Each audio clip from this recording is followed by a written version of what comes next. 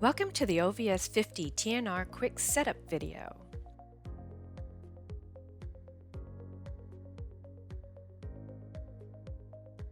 Step 1. Loosen the lower cover lock screw at the bottom of the units and lift off the covers.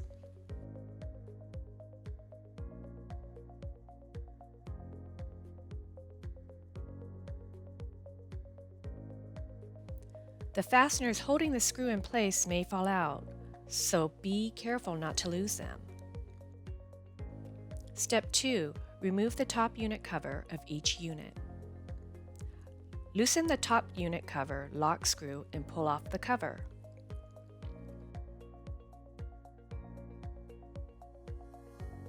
These covers are much more snug than the lower covers.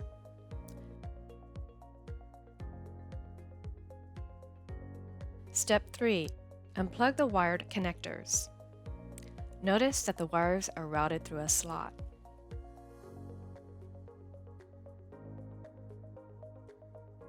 Step 4. Remove the optical units. With the optical unit at 90 degrees, loosen the screw. Take the main optical unit out of the back box. Step 5. Mount the units and wire the receiver.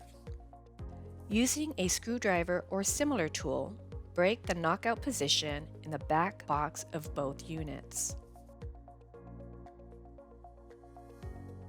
Pull the gate operator wires through the wiring hole in the receiver. About 4 inches of wire should extend from the hole.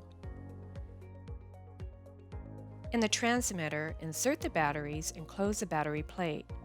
The positive side should face up. Using the mounting template, mount the back box of the receiver to the wall or posts approximately 13 inches from the ground. Mount the back box of the transmitter as well. Step 6. In the receiver, connect the gate operator wires to the interface board terminals and close the plate. Step 7. Reassemble the OPTEX.